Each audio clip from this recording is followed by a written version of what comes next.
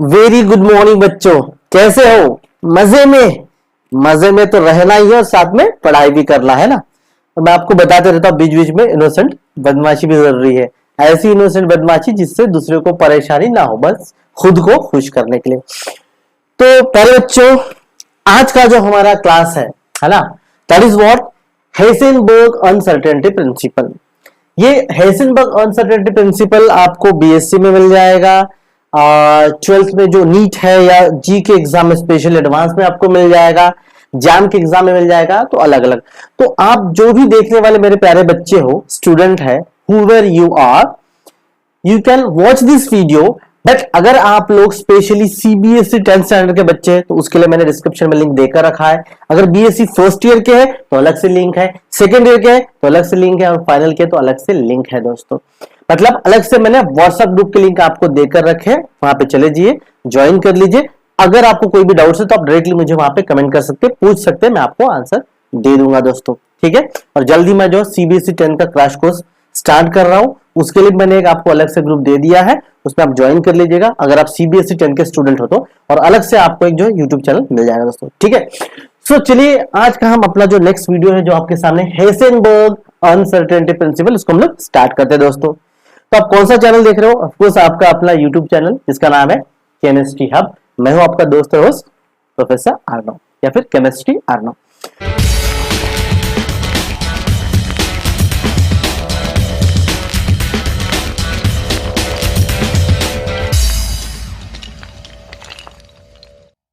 तो चलिए बिना देर किए हम लोग स्टार्ट करते हैं व्हाट दी हेसेनबर्ग अनसर्टेनिटी प्रिंसिपल। अब ये हेसेनबर्ग अनसर्टेनिटी प्रिंसिपल है क्या? तो दोस्तों देखिए, आपको एक यहाँ पे इमेज दिखाई दे रही है। इमेज में क्लियरली आपको ये पता चल जाएगा कि हेसेनबर्ग अनसर्टेनिटी प्रिंसिपल क्या कहता है। उसके पहले सबसे पहले हम उसका पोस्टुलेट देख लेते हैं कि है क्या। देखिए, what is the Heisenberg uncertainty principle, क्या कहता है वो? The momentum and position of a small particle, that is the electron, cannot be exactly known। हम किसी भी छोटे tiny particle like the electron, उसका हम मोमेंटम और उसका पोजीशन, माना उसका पोजीशन और मोमेंटम हम लोग एग्जैक्टली नहीं बता सकते। अब क्यों नहीं बता सकते? देखिए, होता क्या है ना, हम लोग शायद 8, 9, 10, 11, 12 से पढ़ते आ रहे, क्या पढ़ते आ रहे? Atomic structure. तो एटॉमिक स्ट्रक्चर कैसा होता है? देखिए, एटॉमिक स्ट्रक्चर होता है इस तरीके से, बीच में न्यूक्लियस है जिसमें कि प्रोटॉन्स और न्यूट्रॉन्स है, और आजू बाजू में क्या है? उसके शेल्स है। ये first shell, then second shell, then third shell and go on, इस तरीके से। अब इसमें क्या होता है? देखिए, ये पहला जो शेल है K shell, then second L, then M, अगर उसके बाद है तो एन, के एल, एम एन, इस तरीके से। नेक्स्ट जब अगर मैंने यहाँ पे ड्रॉ नहीं किया है तो नेक्स्ट ड्रॉ करते हैं तो फिर के एल एम एन। अब ये हमको एटॉमिक स्ट्रक्चर बताया जाता है कि बीच में न्यूक्लियस है, ये पहला शेल, ये दूसरा, ये तीसरा, ये चौथा, जैसे कि सोलर सिस्टम है। हालांकि सोलर सिस्टम के साथ एटॉमिक स्ट्रक्चर का कोई मैच नहीं है बच्चों, कोई भी मैच नहीं है, बट ये बताया जाता है हमको। खैर बहुत, क्योंकि कहां पे वो एटॉमिक स्ट्रक्चर में ना क्या होता है कि एक शेल में एक से ज्यादा इलेक्ट्रॉन घूमते हैं। सोलर सिस्टम में एक शेल में एक ही घूमता है। सोलर सिस्टम में कैसे है कि जो एंगल ऑफ इंक्लिनेशन है किसका? प्लैनेट्स का, वो थोड़ा सा होता है, बट इन एन एक्चुअल जो इलेक्ट्रॉन घूमते हैं ना न्यूक्लियस के आजू बाजू में, वो बहुत ही अलग है। मैं आपको अभी बताता हूं, देखिए समझाने के लिए। अब ये जो आप एटॉमिक स्ट्रक्चर आप लोग देख रहे हो, ये 10, 11, 12 तक ठीक है, सिंपल समझने के लिए। जैसे छोटे बच्चों को बताते ना स्टैंडर्ड 1 के, बेटा दीज आर व्हाट, वो बोलेगा सर हैंड्स, ये नीचे क्या है? लेग्स, ये क्या है? स्टमक। अगर बोले यहाँ पे डाइजेस्टिव सिस्टम है, किडनी से लंग्स है, हाँ चॉकलेट। बेटा यहाँ पे क्या है? ये आपका स्टमक के अंदर क्या है? पता नहीं, उनको कैसे पता होगा? तो आपके लिए अभी 11, 12 तक बच्चों ये ठीक है, बट इनर एक्चुअल अगर ये एटॉमिक स्ट्रक्चर की बात करें तो ऐसा नहीं होगा। अगर आपने शक्तिमान की ड्रेस देखी तो आपको पता चलेगा कि ऐसा आपको कुछ स्ट्रक्चर दिखाई देता है वहां पे, सॉरी इस तरीके से आपको स्ट्रक्चर दिखाई देता है, ठीक है। ये थोड़ा अच्छे से नहीं बना है, तो ये कहीं ना कहीं पे एटॉमिक स्ट्रक्चर है। देखिए अगर मैं बात करूं carbon atomic number 6, mass number 12, तो अगर मैं C6 कार्बन की अगर बात करूं तो एटॉमिक स्ट्रक्चर कैसा होगा मैं आपको एग्जैक्टली बताता हूं, क्योंकि हेसेनबर्ग अनसर्टेनिटी प्रिंसिपल अगर मुझे आपको बताना है तो उसके पहले मुझे आपको एटॉमिक स्ट्रक्चर बताना होगा। एटॉमिक स्ट्रक्चर कैसे, लेट्स सी। मान के चलिए कि ये आपका न्यूक्लियस, तो न्यूक्लियस कैसे, मैंने यहां से 6 काले अंगूर और 6 सफेद अंगूर लटका दिए हैं, 6 काले अंगूर 6 सफेद अंगूर, 6 प्रोटॉन 6 न्यूट्रॉन, 6 मधुमक्खियां या ऑर्डिनरी मक्खियां, गाउटी मक्खियां मैंने छोड़ दी वहां पे, दोज आर द 6 इलेक्ट्रॉन जो भिन्न भिन्न आ रही है, इस तरीके से भिन्न भिन्न आ रही है। ये हो गया आपका एग्जैक्ट एटॉमिक स्ट्रक्चर। जैसे मुझे अगर यहां पे बनाना है तो लेट आई यहां पर ड्रॉ 1 2 3 4 5 6 प्रोटॉन्स, उसके साथ यहां पे मैंने दूसरे से लगा दिया है 1 2 3 4 5 6 प्रोटॉन 6 न्यूट्रॉन, ये आपका न्यूक्लियस। और अगर 6 मक्खियां अगर यहाँ पे घूम रही है, छोटे छोटे चिड़िया की तरह बन गया ये, खैर तो ये हो गया आपका परफेक्ट एटॉमिक स्ट्रक्चर। 7 बन गए इलेक्ट्रॉन, सॉरी बट ठीक है ना। सो व्हाट, ये आपका परफेक्ट एटॉमिक स्ट्रक्चर बन गया। ये जो एटॉमिक स्ट्रक्चर है इसी से आपको समझ में आता है। क्यों, पहले तो हमको बताते हैं कि ये किस तरीके से बनता है। मान के चलिए कि पी सबशेल है, तो पी सबशेल कितने ऑर्बिटल से बना हुआ, 3 ऑर्बिटल से। बट ये बॉक्स डायग्राम दिखा रहे हैं कि पी ऑर्बिटल 3 पी सबशेल जो 3 ऑर्बिटल से बना हुआ है 1 2 3, ये बॉक्स डायग्राम, बट एक्चुअली ऐसा है कि नहीं। जब हम उसको बताते हैं कि शेप क्या है, एस का स्फेरिकल है, पी का कैसा है, डम्बेल शेप है। How it is, dumbbell shape. तो ये कैसे हुआ डम्बेल शेप, अब देखिए ये जो मक्खियां घूम रही है एक्स वाई जेड एक्सिस में, कैसे घूम रहे हैं, अब यहां से आप निकाल सकते हो प्रोबेबिलिटी जोन उसका, moving probability zone of electron 1 2 3, इस तरीके से आप निकाल सकते हो। अब ये जो मूविंग प्रोबेबिलिटी जोन है इसी को हम क्या कह रहे हैं, ऑर्बिटल्स। 1 एक्स एक्सिस में, वाई एक्सिस में और जेड एक्सिस में, इस तरीके से x axis y axis sorry z axis, ये तो स्फेरिकल है, ये तीसरा मान के चलो ऐसे कुछ जेड एक्सिस में। तो अब बताइए अगर हम इस एटॉमिक स्ट्रक्चर को कंसीडर करते हैं ना, सिंपल वाला सोलर सिस्टम वाला अगर हम लोग कंसीडर करते हैं, तो अगर हम इसको कंसीडर करते हैं सिंपल पहले का, तो आप क्या कर सकते हो, बता सकते हो कि यहां पर अगर कोई इलेक्ट्रॉन है तो इलेक्ट्रॉन अगले मिनट में कहां पे जाएगा, उसकी पोजीशन क्या होगी, आप आराम से बता सकते हो। बट देखिए ये आप बता सकते हो, बट आप सोचिए अगर ये ऐसा स्ट्रक्चर तो क्या बता सकते हो। सोलर सिस्टम में हम लोग ये बता सकते हैं कि after 76 years where will be the position of the Halley's comet, okay it arrives after every 76 years। Why, how we can predict the each and every moment or the movement in the solar system. Why?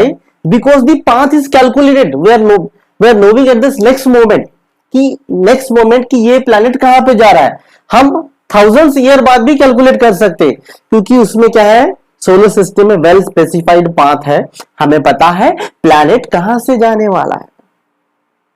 लेकिन solar system में बच्चों कैसे पता चलेगा भाई, अभी मैंने बताया 6 काले अंगूर 6 सफेद अंगूर, मक्खियां कहां से भिन्न भिन्न आ रही पता नहीं।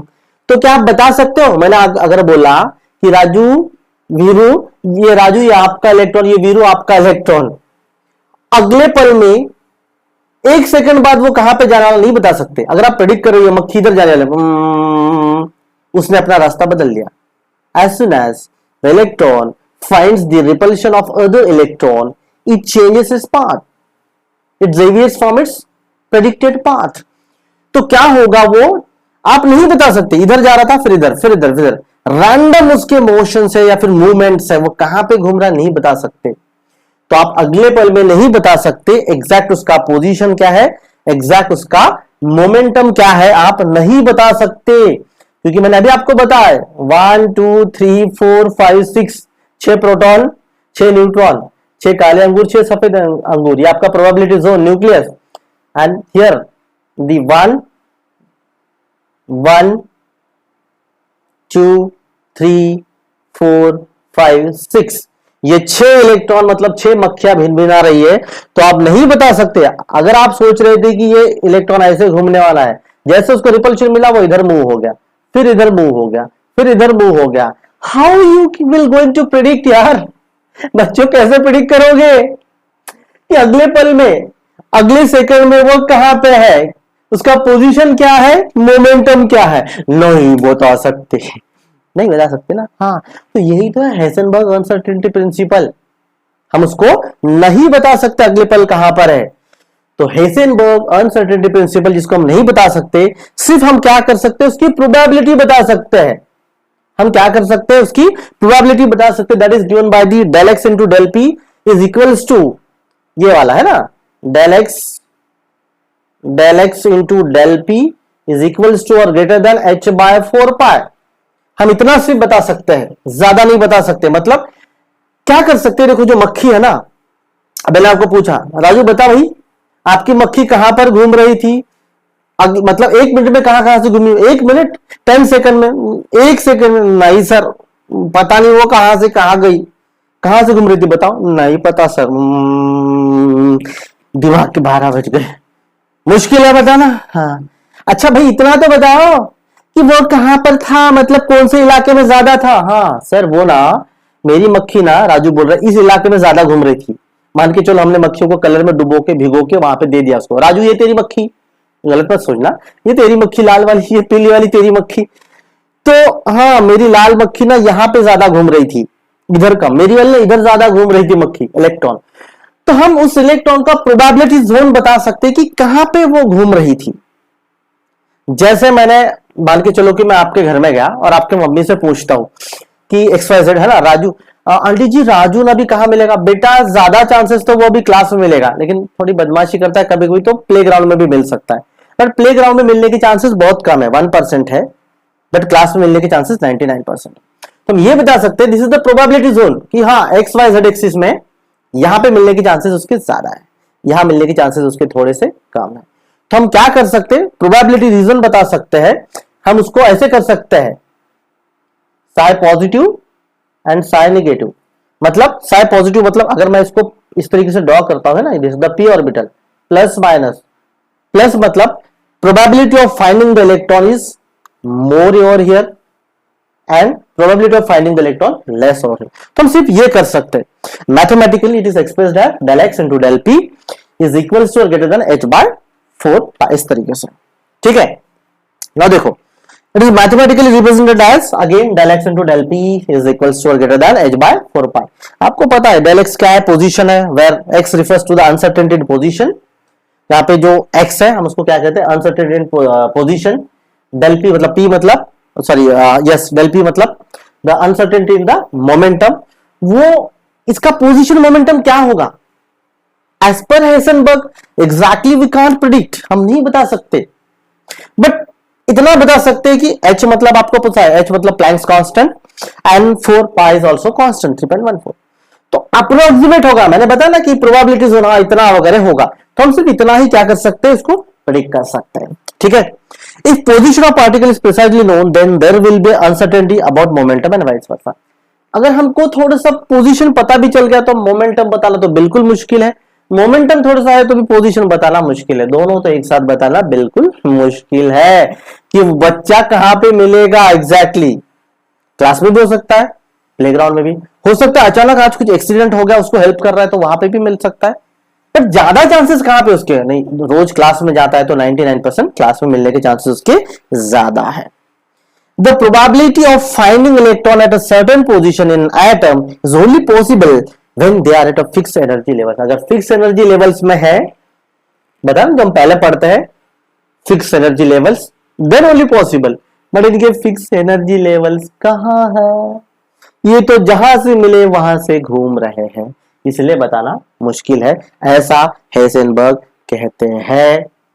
उम्मीद करता हूं छोटा सा प्यारा सा कॉन्सेप्ट समझ में आया, नहीं तो फिर डाउट्स आर मोस्ट वेलकम, मुझे कमेंट करके पूछ सकते हैं। और यहां तक आप लोग देखने के लिए, आपके पेशेंस के लिए तहे दिल से आपका शुक्रिया। Thank you, have a great day, bye bye.